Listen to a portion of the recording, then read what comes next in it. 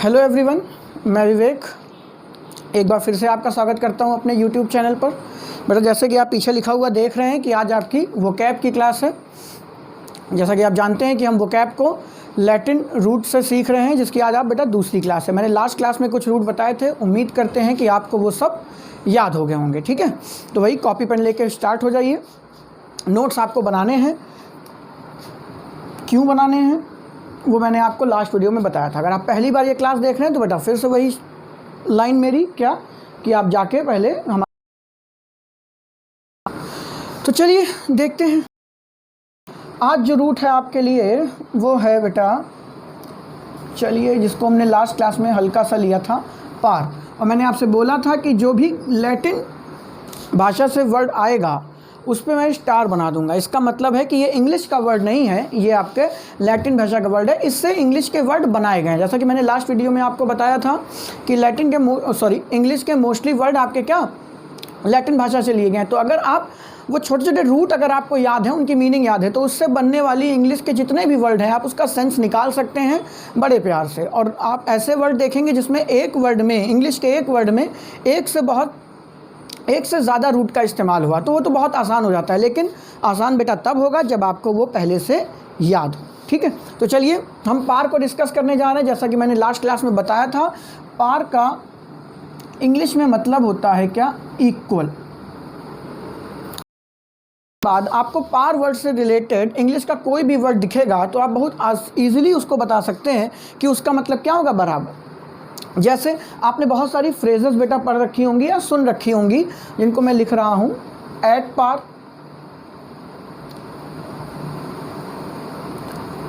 Above पार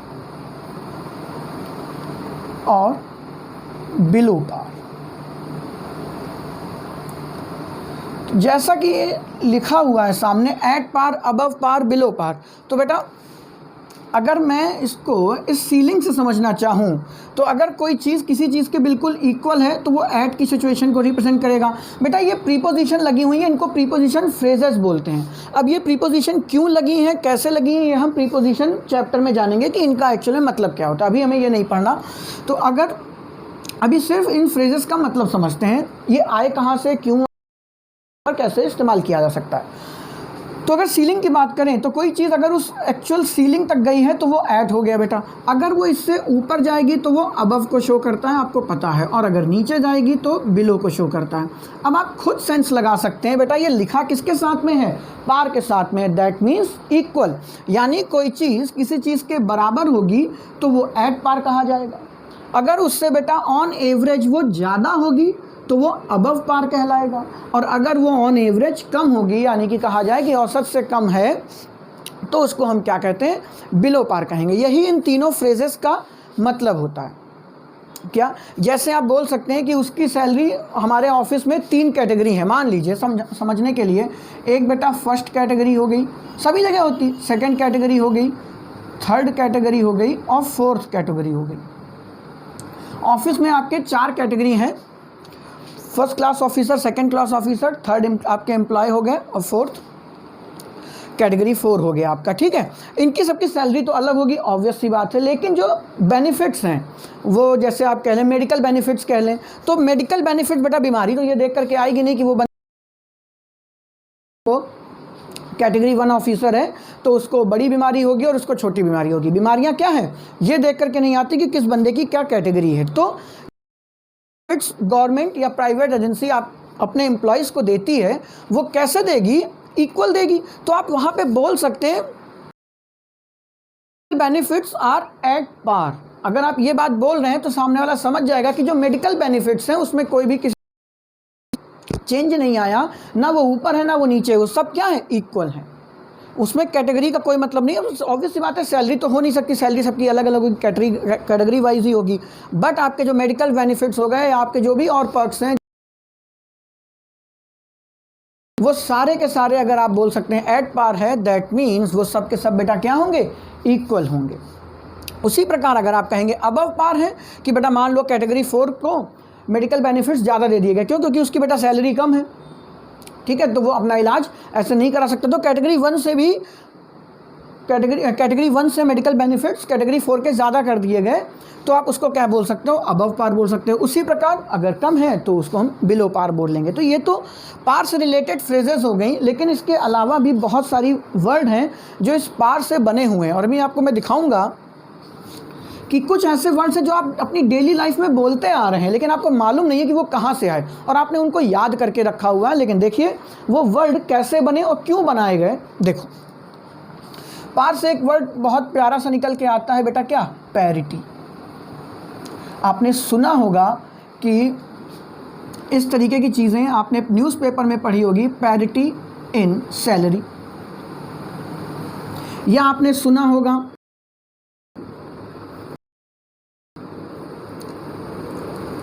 तो parity word क्या है। अभी आप इसको उठाते हैं, वर्ड मीनिंग में उठा के याद करते हैं बैठ के। आपको याद करने की आज के बाद आवश्यकता नहीं बेटा, उसमें पार आपको दिखाई दे रहा, दैट मीन्स इक्वालिटी की बात हो रही है। तो पैरिटी से बात हो रही है, तो अगर मैं लिख दूं पैरिटी, कह सकते हैं कि इस जहां पर भी लिखा हो, इस ऑर्गेनाइजेशन में, इस ऑफिस में जो सैलरी है उसमें क्या बेटा, समानता है, इक्वालिटी है। तो पैरिटी पेमेंट्स, तो वही बात है, ऊपर दूसरे तरीके से लिख दिया है। तो पैरिटी पेमेंट्स का भी मतलब क्या है, वही बात है। तो पैरिटी को आप कुछ नहीं कह सकते, ये एक तरीके की सिचुएशन है जिसमें दो लोगों के बीच में समानता की बात कही जा रही है। पैरिटी क्या है, एक तरीके की सिचुएशन है, एक अवस्था है, एक स्थिति है जिसमें आप क्या करते हैं कि जिनके बारे में भी बात की जा रही है, उस दो चीज़ों तीन चीज़ों जिनकी भी बात हो रही है, उसमें हम क्या बताना चाहते हैं, समानता, इक्वालिटी, और इसके अलावा कुछ भी नहीं। ठीक है, आपका क्या हो गया, पैरिटी। इसी से रिलेटेड एक वर्ड बना है बेटा, लेकिन उससे पहले एक और रूट आपको याद होना चाहिए जिसको हम बात, डिस। डिस एक तरीके की प्रेफिक्स है। डिस क्या है, डिस एक तरीके का प्रेफिक्स है, जिस भी वर्ड के साथ ये आगे लगेगा, प्रेफिक्स मतलब क्या होंगे, आगे लगेगा, तो जिसके साथ भी ये लगता है तो इसको आप पहले तो इंग्लिश में जान लें कि इसको हम क्या समझते हैं, निगेटिव प्रेफिक्स है बेटा। निगेटिव प्रेफिक्स मतलब जिसके साथ भी ये ऐड हो गया उसको निगेटिव सेंस में लेके जाएगा, जिसके साथ भी ऐड हो गया उसके साथ में। और ये केवल आज की क्लास में नहीं, बहुत जगह यूज़ होगा, अभी देखते जाइएगा। आपने एक वर्ड पढ़ा होगा डिज़ास्टर, तो देखिए उसमें भी क्या लगा हुआ है, डिस लगा हुआ है, और बहुत सारे वर्ड मैं आपको बताऊंगा। लेकिन पहले ये बात आप याद करिए कि डिस का मतलब है निगेटिव प्रेफिक्स, यानी ये जिस वर्ड के साथ भी बेटा आगे लग के आएगा उसका सेंस निगेटिव कर देगा। ठीक है, तो मैं यहाँ पे एक वर्ड लिख रहा हूँ, डिस्पैरेज।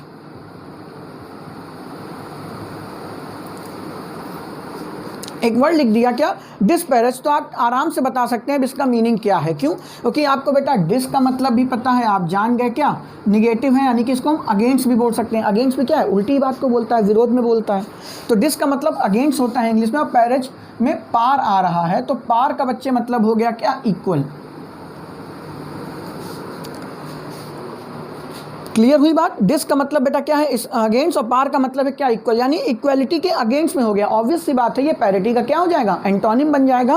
और सेंस कैसे आप इसको पेपर में डेवलप कर सकते हैं, या जहाँ कहीं भी आप उसको पढ़ें आपके माइंड में उसका सेंस कैसे डेवलप होगा बेटा, इस वजह से क्योंकि आप जरा इस इक्वल वर्ड को देखिए। इक्वल वर्ड से एक चीज़ और सामने समझ में आती है हमको कि इक्वलिटी अगर जहाँ पर भी होगी वहाँ पे बेटा क्या होगा, रेस्पेक्ट होगा। आप देखते होंगे हस्बैंड वाइफ हैं, उनके बीच में अगर इक्वलिटी नहीं है, वो अगर पुरुष प्रधान समाज की बात कर लेते हैं, अगर वो अपने ऑपोजिट सेक्स को इन्फीरियर समझता है तो क्या वहाँ पे रेस्पेक्ट हो सकती है, बताइए, नहीं।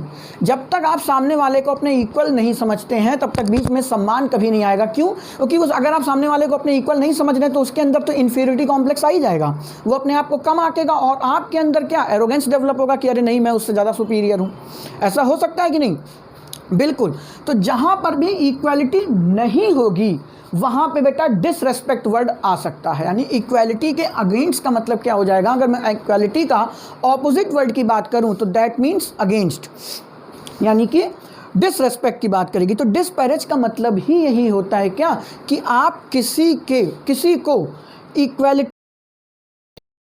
को बेटा निगेटिव कर दें। तो अगर इक्वालिटी को निगेटिव करोगे तो ऊपर जाओगे कि नीचे आओगे, ऑब्वियस सी बात है आप नीचे आएंगे। यानी किसी को आप अभी तक अपने समान समझ रहे थे, लेकिन अगर डिस्पैरेज कर रहे हैं उसको आप, दैट मीन्स आप उसको क्या कर रहे हैं, उसके सम्मान को नीचे ला रहे हैं, यानी कि डीफेम कर रहे हैं। किसी के कैरेक्टर को आप निगेटिव कहते हैं ना, उसकी बुराई कर रहे हैं, उसके कैरेक्टर में तो उसी को बोलते हैं बेटा क्या, डिस्पैरेज। इसका एक एग्जांपल देख के जो पेपर में पूछा भी गया था,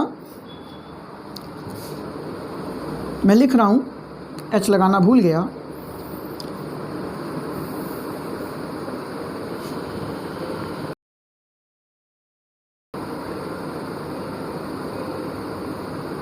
चलो पूरा अलग से ही लिखते हैं।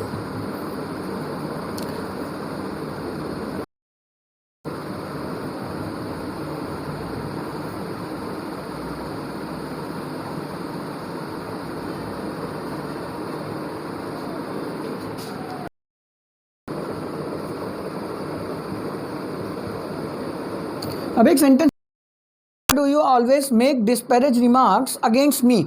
तो आप अपने आप समझ सकते हैं कि यहाँ पे डिस्पैरेज रिमार्क्स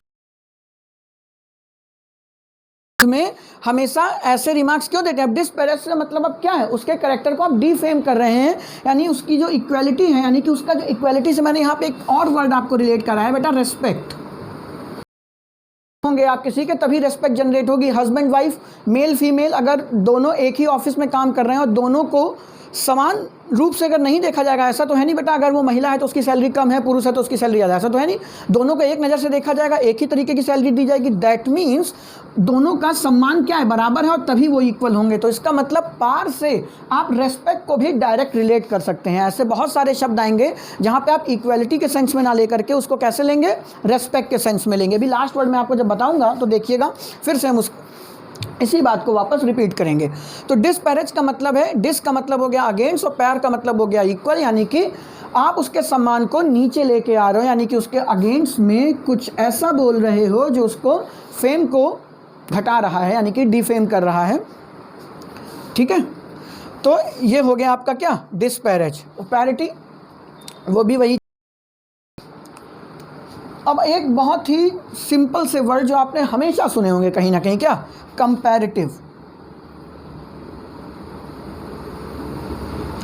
कंपैरेटिव एक और होता है, क्या बोलते हैं, कंपेयर करना।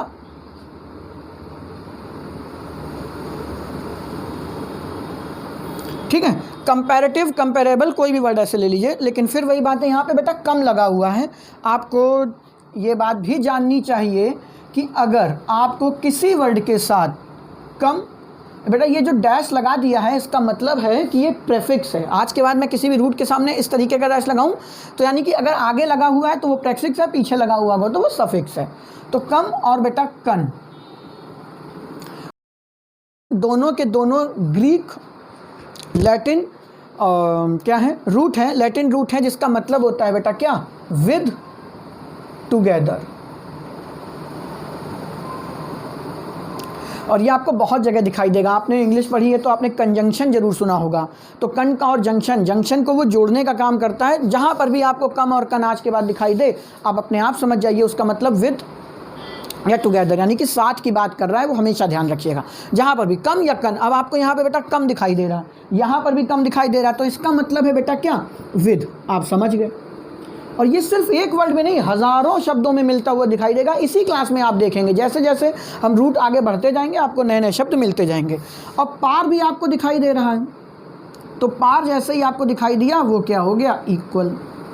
तो विद और इक्वल आपको, हालांकि सभी को पता है इनका मतलब क्या होता है, लेकिन फिर भी देखिए ये आए कहाँ से वर्ड है।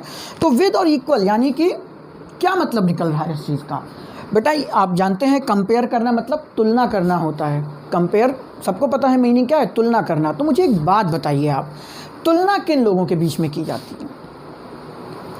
आपने कभी सुना है किसी ने तुमसे कहा हो कि यार मेरा जूता आज तुम्हारे चेहरे से ज़्यादा चमक रहा है, या कहा है क्या तुम्हारी शक्ल से यार मेरी शर्ट बहुत अच्छी है?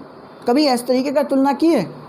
कभी भी नहीं बेटा। तुलना हमेशा दो बराबर वालों में होती है। इसीलिए देखिए कि जब जो वर्ड कंपैरिजन के लिए बने, यानी कि तुलना करने के लिए बने, उसमें पार वर्ड अवश्य होगा, 101% होगा। क्योंकि तुलना बेटा कभी भी दो एक जैसी चीज़ों के बीच में की जाएगी। कभी भी आप अपने शर्ट की तुलना सामने वाले के घर से नहीं कर सकते। वो बात अलग है, हिंदी फिल्मों में गाने बन गए, चांद सी महबूबा हो मेरी, ऐसा मैंने सोचा था। तो बेटा चांद की तुलना वहाँ पे महबूबा से हो रही है, जो ग्रामर में पॉसिबल नहीं है। लेकिन फिर वही बात, जहाँ ना पहुँचे रवि वहाँ पहुँचे कवि। तो बेटा वो कवि की सोच है, वो कुछ भी कर सकता है। बट हम क्या ग्रामर के अंदर बात करें तो कभी भी दो विजातीय चीज़ों के, यानी कि दो अलग अलग कैटेगरी की चीज़ों की आप तुलना नहीं कर सकते, ये बात ध्यान रखिएगा, ठीक है। तो आप देखिए जो भी तुलनात्मक वर्ड, इन्हीं दोनों की बात मैं नहीं कर रहा हूँ, आज के बाद इन फ्यूचर आपको कभी भी दिखाई दें तो आप बड़े आसानी से इस बात को समझ सकते हैं कि पार अगर आ गया है तो इसका मतलब है कि इक्वालिटी की बात हो रही है। और इक्वालिटी तभी होगी जब तुलना तभी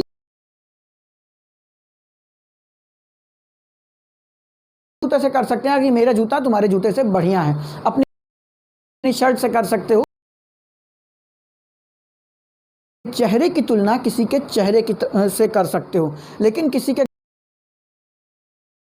अपने महबूब की तुलना चांद से नहीं की जा सकती, क्योंकि चांद एक सेलेस्टियल बॉडी है और वो एक मॉर्टल है, जो कि पॉसिबल नहीं है। लेकिन गाने वाने में चल सकता है, बट ग्रामर में ऐसी चीज़ मत करिएगा, ध्यान रखेंगे ये बात। तो कंपैरेटिव और कंपेरेबल, इसमें भी क्या है, तुलना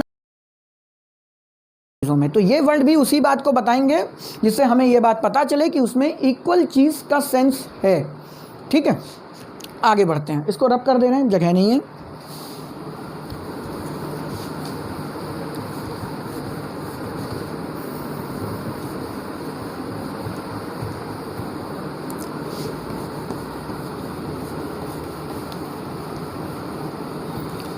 नेक्स्ट वर्ड की बात करें तो बेटा वो है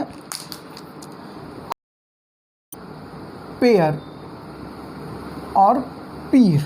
पीर होगा, पीर नहीं सुना होगा। चलिए अभी देख लेते हैं थोड़ी देर बाद इस बात को, पहले पेयर को जान लेते हैं। तो बेटा आपने शादियों में अक्सर बोलते होंगे ना, ये जोड़ा ठीक नहीं लगा।